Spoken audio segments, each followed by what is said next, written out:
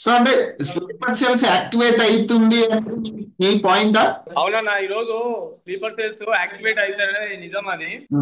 ఎందుకంటే ఈ రోజు మనది ఇండియాలో వాళ్ళు ఒక 5 సిటీస్ ని మెయిన్ గా వాళ్ళ గ్రిప్ లో పెట్టుకున్నారు అనమాట. అంటే ఆర్థికంగా ఎదిగినటువంటి డెవలప్ అయినటువంటి సిటీస్ పైన వాళ్ళు టార్గెట్ పెట్టుకున్నారు. ఖచ్చితంగా చెప్తున్నా, ముంబై తర్వాత ఖచ్చితంగా హైదరాబాద్. ఈ రోజు చెప్పేది ఏంటంటే హైదరాబాద్ లో ఉన్నటువంటి ప్రతి ఒక్క, అంటే ఆర్మీలో పనిచేసేటోళ్ళే కాదు, పోలీస్ డిపార్ట్మెంట్ లో పనిచేసేటోళ్ళే కాదు, సిఆర్సీఎఫ్ కాకుండా ఈ రోజు అక్కడ ఉన్న ప్రతి ఒక్క సిటిజన్ ఎవరైతే ఉన్నారో, సిటీకి సంబంధించిన వ్యక్తులు ఎవరైనా వాళ్ళందరూ అలర్ట్ గా ఉండాలి.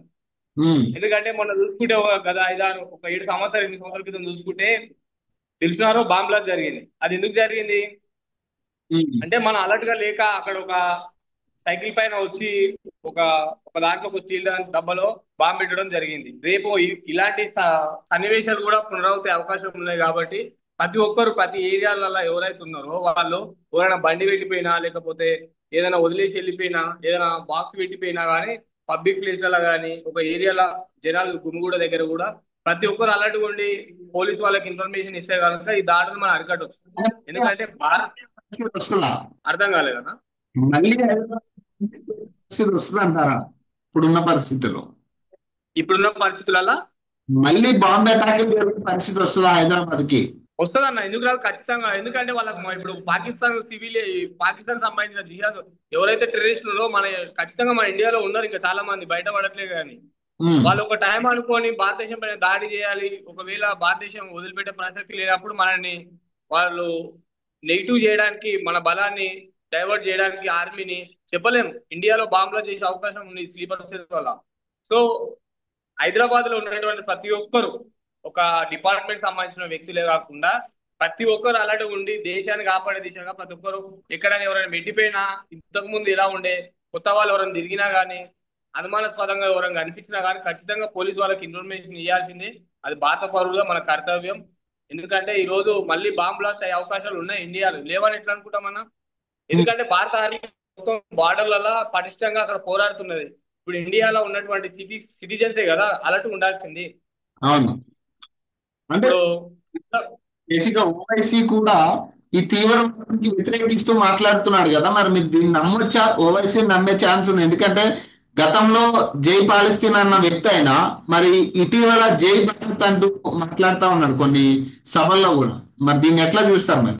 నేనైతే అనుకుంటున్నా, సరే అప్పుడు అప్పుడు ఎలా ఉన్న పరిస్థితి నాకు తెలియదు, కానీ ఈ రోజు అయితే భారత ఆర్మీ, భారతదేశ ప్రజలంతా ఐకమత్యంగా ఉన్నారనే ఒక నమ్మకం ప్రపంచానికి చూపెట్టినాం మనం.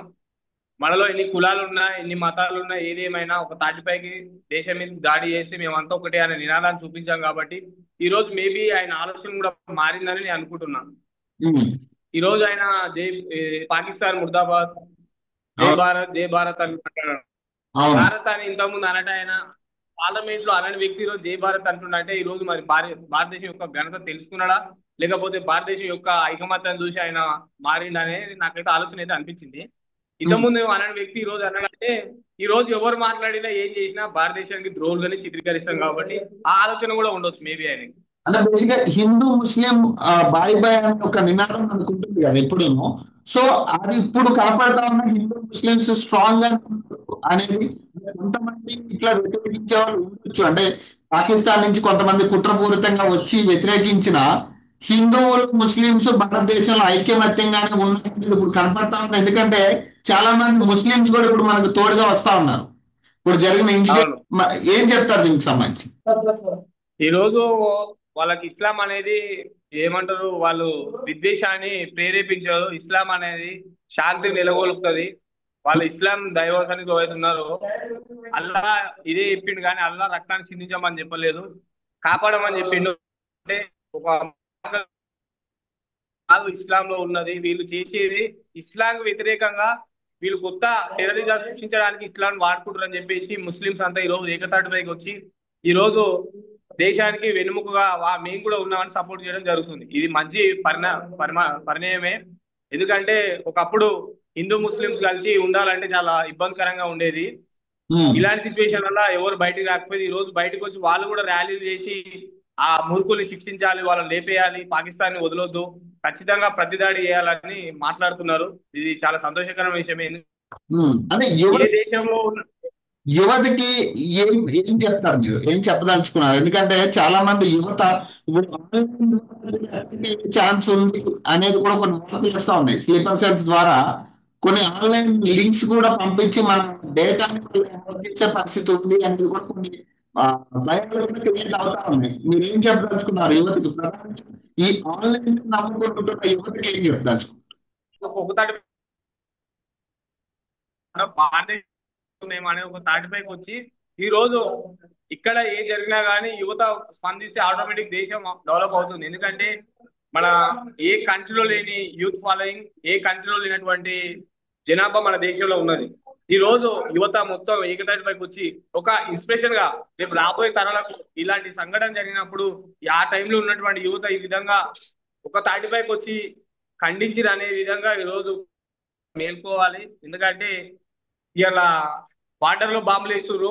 మనం కరెక్ట్ ఉండకపోతే, ఒకవేళ మన ఆర్మీ కూడా కరెక్ట్ లేకపోతే మన ఇంటి దాకా వచ్చే అవకాశం కూడా లేదు. మన గ్రామాలు కానీ సిటీస్ కూడా చేరే అవకాశం ఉన్నది ఈ ప్రతిదాడులు. సో దీన్ని కట్టడి చేయాలంటే మనం అలర్ట్గా ఉండాలి. ఎప్పుడు ఏం జరిగినా కానీ యువత ప్రోత్సాహం, యువత ఒక సపోర్టు ఆర్మీకి కానీ దేశానికి కానీ ప్రతి ఒక్క విషయంలో.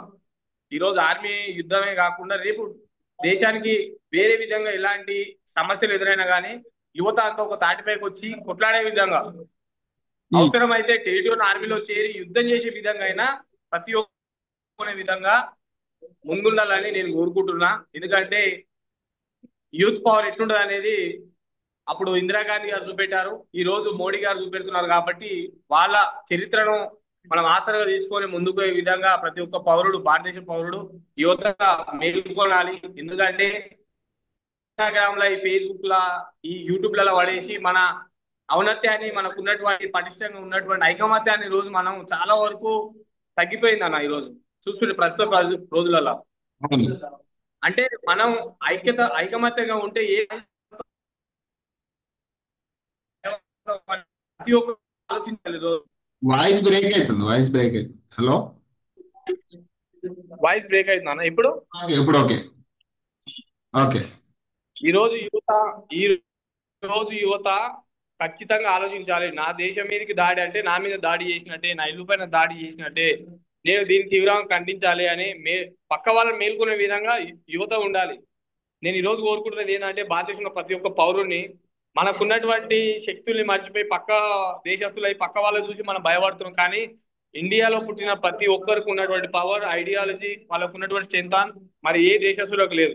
ఎందుకంటే అలాంటి భూమిపైన మనం జన్మించినాం, అలాంటి గడ్డం అన్నది. కాబట్టి ప్రతి ఒక్కరికి గుర్తించి రాబోయే తరాలకు మనం ఇన్స్పిరేషన్ గా ఉండే విధంగా ఈ రోజు ఉన్నటువంటి యువత కొట్లాడాలి, దేశం కోసం పోరాడాలి, అవసరమైతే ప్రాణాలు కూడా అర్పించే దిశగా ముందుకు సాగాలి. అప్పుడే రేపు రాబోయే తరాలకు మన దేశం టెర్రరిజాన్ని అంతమొందించగలుగుతాం. ఈ రోజు కొట్లాడుతున్నారు. ఈ రోజు బలమైన నాయకుడు మోడీ గారి ఆధ్వర్యంలో నడుస్తుంది కాబట్టి ఈ విధంగా ఉన్నది. ఒకవేళ పాకిస్తాన్ లాంటి నాయకుడే మనకుంటే ఏంది పరిస్థితి ఈ రోజు? అప్పుడు ఎవరు ఎదుర్కోవాలి ఈ సమస్యను? మనమే కదా ఎదుర్కోవాల్సింది. నాయకుడు గట్టిగా ఉన్నాడు, ఆర్మీ పరిష్టంగా ఉంది కాబట్టి ఈ రోజు ఇంతటి వరకు మన దాకా రాకుండా ఆపుతున్నారు. కానీ రాబోయే రోజుల్లో మోడీ అయితే 200 సంవత్సరం అయితే బతుకున్నాడు కదా.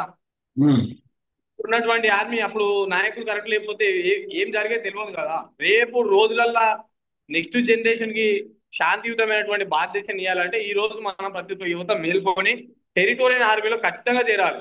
డిగ్రీ ప్రతి ఒక్క గ్రాడ్యుయేట్, ప్రతి ఒక్కరి ఇంటి నుంచి డిగ్రీ పాస్ అయిన ప్రతి ఒక్కరు ప్రాణాలు అర్పించాలని కాదు ఇక్కడ కాన్సెప్ట్. దేశానికి సేవ చేయాలి, మేము ఉన్నామనే సంకేతం పక్క దేశాలకు తెలియజేసే విధంగా ఎవరైనా సరే అన్న సైన్యాన్ని చూసే భయపడతారు ఫస్ట్ ఆఫ్ ఆల్ యుద్ధంలో.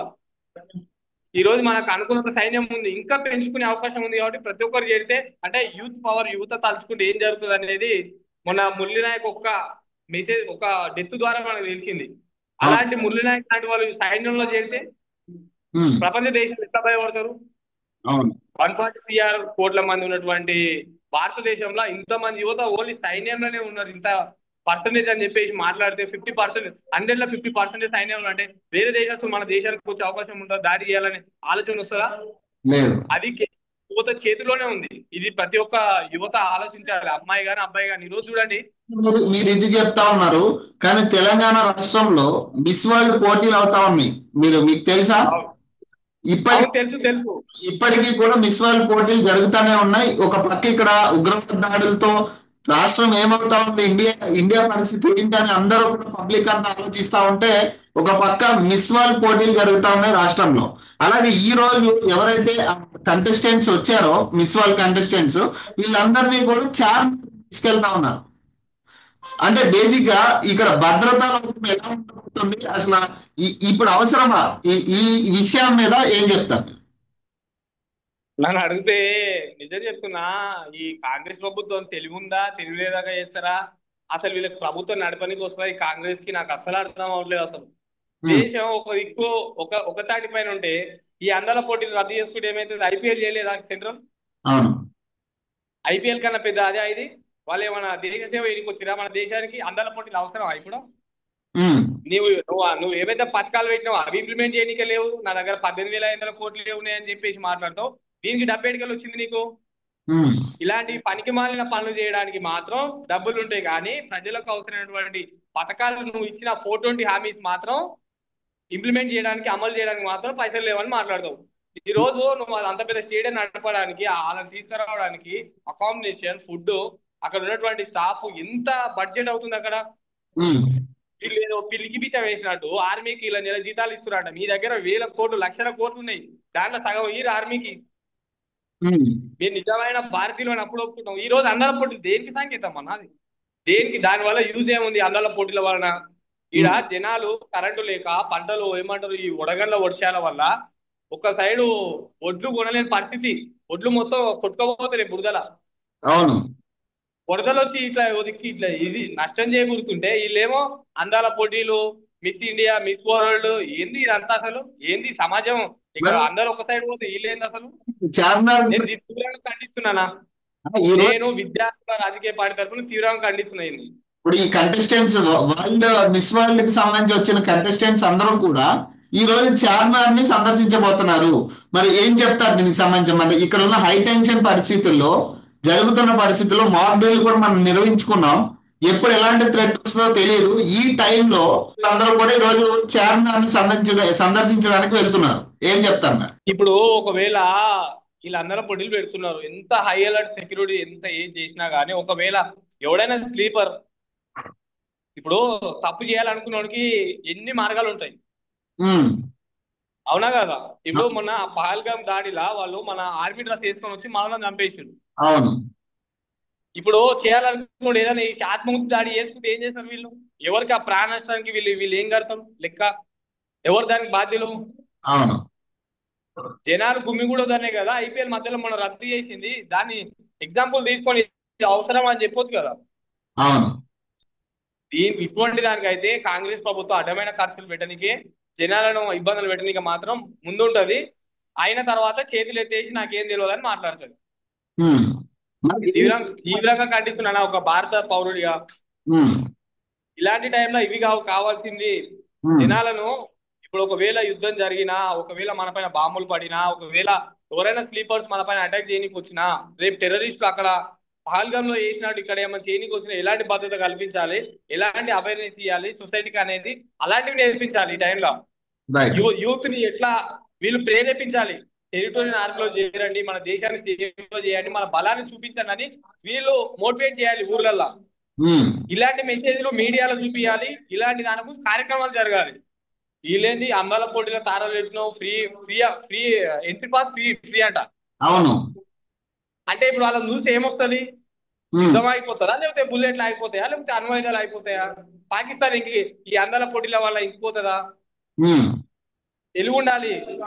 రేవంత్ రెడ్డి గారు నిజంగా చెప్తున్నా, నేను మీ ఛానల్ ద్వారా నేను హెచ్చరిస్తున్నా నా ప్రభుత్వానికి.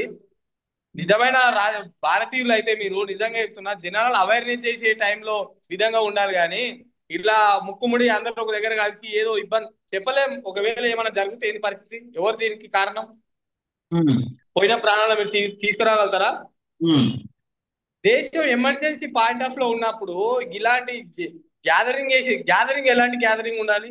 అవేర్నెస్ గ్యాదరింగ్ సొసైటీకి సంబంధించింది అయితే ఓకే. కానీ ఈ పెట్టిరు ఓకే, ఒకటి చేయాలనుకున్న సెలబ్రేషన్ ఓకే. దీనివల్ల బడ్జెట్ వస్తుందా రాష్ట్ర ప్రభుత్వానికి? ఉమ్, ప్రాజెక్టులు వస్తాయా? ఉమ్. లేకపోతే ఒక ఎంప్లాయ్మెంట్ కలుగుతుందా అక్కడ? దీనివల్ల మున్సిపాలిటీ నుంచి మొదలు పెడితే డీజీపీ దాకా ఇప్పుడు ఉన్నటువంటి స్పెషల్ ఫోర్స్ ఏదో అందరికి ఇప్పుడు ఇబ్బంది. ఇంతమందిని ఇబ్బంది పెట్టే ప్రోగ్రామ్ అవసరమా? అందాల పోటీ తరాలని ఇంకా వీళ్ళే మస్తు ఎక్స్పోజ్ చేస్తున్నారు. న్యూస్ పేపర్లలో అడ్వర్టైజ్మెంట్లకి అన్ని కోట్లు ఎడికెళ్ళి వస్తున్నాయి వీళ్ళకి. వాళ్ళైతే గవర్నమెంట్ కాదు కదా. అవును, right. Thank you so much. Okay అన్న.